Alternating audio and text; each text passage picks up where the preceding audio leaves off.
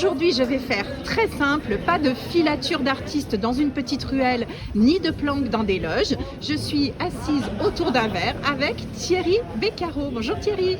Voilà, si vous essayez de me suivre, vous n'allez pas y arriver. Vous allez me perdre. Donc que je commence à connaître les rues d'Avignon par cœur. Donc là, c'est mieux qu'on se retrouve ici, sous les arbres, et juste Voilà. à la sortie du spectacle. Et ça s'est bien passé. Alors, Donc, ton spectacle, Thierry, c'est une création, c'est L'amour à la menthe, ça s'appelle. ouais, C'est ça. Donc tu le joues pour la première fois. ouais, j'ai commencé le 3 juillet. J'ai fait une résidence où on a répété sur place au théâtre de l'Oriflamme. Et puis je suis en train de terminer mon deuxième Avignon. Car j'ai joué au théâtre du Chêne Noir il y a une quinzaine d'années avec Pierre-Olivier Scotto. Donc là, c'est mon retour. Mais là, cette fois-ci, avec une création, donc avec toutes les surprises et tout le bonheur et puis l'intérêt de ce que je propose au public. Et oui, parce qu'aujourd'hui, donc, tu proposes, ta création va parler des violences infantiles, des violences intrafamiliales, celles qui souvent comptent pour du beurre, pour beaucoup de gens, et qui sont si graves. Alors en fait, c'est un témoignage que tu nous livres, c'est ton témoignage. Alors, c'est une adaptation brillamment réalisée par Emmanuel Robert Espalieu, mise en scène par Anouche Sepbon, et on a voulu s'éloigner un petit peu de Thierry Beccaro, quoi, pour raconter l'histoire d'un peintre qui va peindre la toile de sa vie, mais ce qui ne va pas m'empêcher à travers chaque couleur que je vais poser sur la toile, d'évoquer tous les souvenirs qui émaillent et qui vont vous raconter ma vie, mon enfance. Parce qu'il y a eu des moments sombres, mais il y a eu aussi des moments joyeux avec ma grand-mère, avec les voyages en Italie, les vacances, la Volvo dans laquelle on roulait. Il y a eu des choses Belles aussi, ouais, parce que voilà. tout n'est jamais noir et blanc. Justement, tu utilises toutes les couleurs pour montrer que dans cette enfance, il y a eu des choses terribles, des choses merveilleuses. Ta mémé est extraordinaire, ta grand-mère, Mémère Anna, c'est Mémère ça. Anna, ouais. Voilà. C'est elle qui m'a élevé les 4 premières années de ma vie, parce que moi je raconte une histoire qui remonte aux années 60, 70, et mes parents avaient pas, quand je suis arrivé, mes parents n'avaient pas les moyens de me loger. Donc c'est ma grand-mère qui m'a élevé, et ça a été... ça c'est pas dit dans la pièce, mais je dis ça a été ma felinia vita. C'était avec les oncles, les tantes, les frères, les sœurs, les cousins, les cousines. C'était que du bonheur. Et puis à un moment donné, ce bonheur, tout ça s'est un peu renversé. La roue va tourner. La roue va tourner parce que mon père, par ses origines, par sa jalousie, par toutes ces failles, toutes ces faiblesses, mon père pouvait être à la fois Dr Jekyll et Mr Hyde. Oui. Alors, ta grand-mère, juste pour revenir sur Mémère Anna, j'ai beaucoup aimé dans le spectacle, quand tes parents viennent te voir chez la grand-mère le dimanche et qu'ils repartent, tu leur tires la langue. Hein? Ouais, c'est vrai. Tu les connais pas en fait, ces parents, quelque part, tant que tu vis chez... Je les vois très peu. Ils m'ont déposé chez ma grand-mère, et puis quand ils venaient me voir, et que, comme tout enfant, je pensais qu'ils venaient me récupérer, quoi. Et C'est puis ça. bon... Donc, mais j'étais bien aussi chez Mémère Anna. J'étais aimé, j'étais câliné, j'étais cajolé. Elle est ta colonne vertébrale en fait. Hein. Ouais, vraiment, vraiment. Celle qui t'aidera par la suite aussi, parce qu'alors une fois que tu rentres chez les parents, donc là cette violence va commencer au quotidien, Ouais. avec une petite sœur qui va naître, à qui tu t'adresses dans le spectacle. Ouais, ma petite sœur qui était témoin de ce que je pouvais vivre quand mon père rentrait dans des états d'ébriété avancée, quoi. Parce que j'ai découvert ça bien des années après, en allant sur le divan et en faisant une thérapie, que toutes les choses n'étaient pas aussi noires et blanches qu'on pouvait l'imaginer, quoi. Que parfois il y avait des zones de gris et que Oui, que lui-même était en souffrance, bien voilà, sûr. papa et n'était pas aussi méchant que je pouvais l'imaginer, même s'il l'était parfois, et maman n'était pas forcément aussi gentille que j'ai pu le croire, et que j'aurais jamais dû assister et à tout ça. me retrouver entre les deux, quoi. Simplement, les dégâts sont là et on le sait. Donc, à partir de là commencent les conséquences Ouais. du traumatisme infantile et violent, avec des années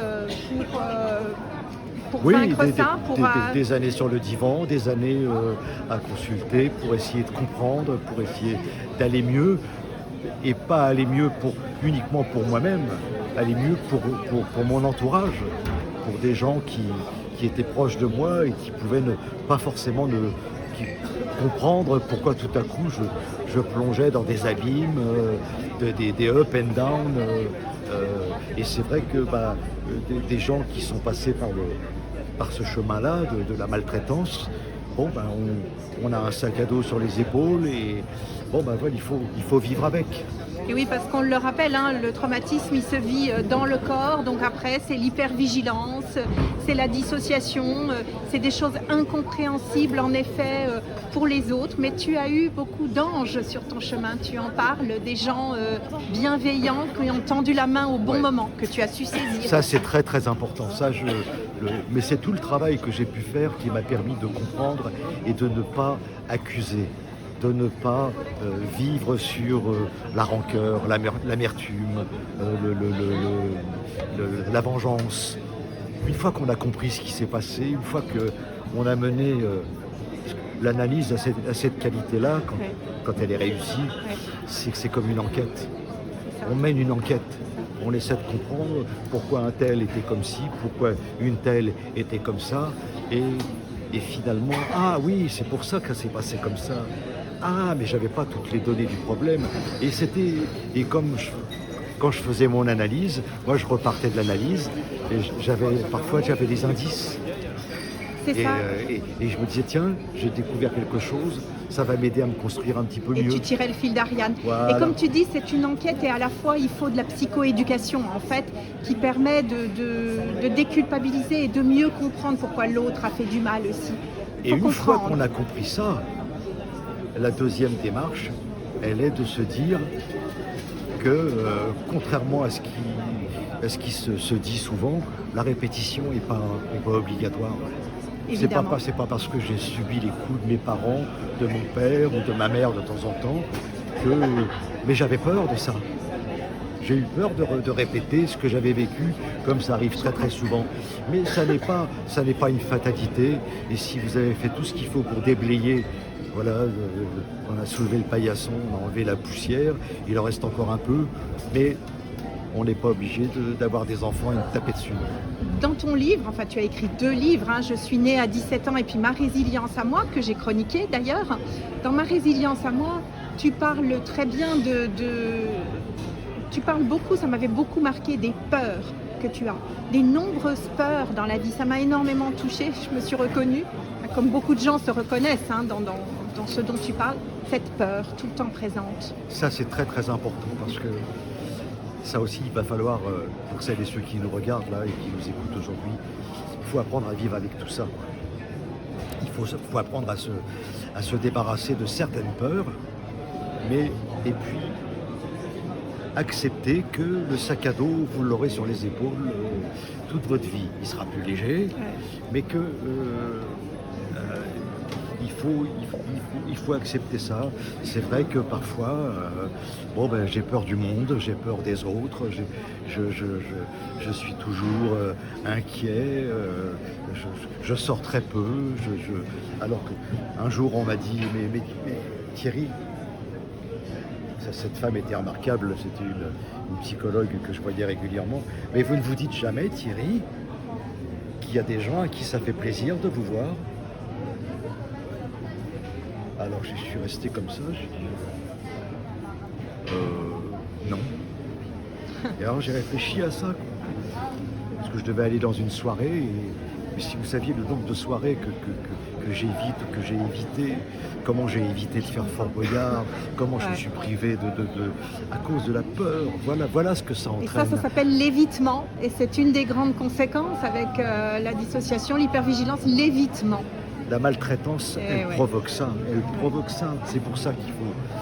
Quand vous avez des enfants, il faut leur dire qu'ils sont beaux, il faut leur dire qu'on les aime, il faut leur dire que s'ils n'ont pas réussi aujourd'hui, ils réussiront demain. Il faut être avec eux. Il faut avoir, ce que je dis toujours, une certaine autorité, mais c'est pas l'autoritarisme. Ça n'a rien à voir. Ça n'a rien à voir.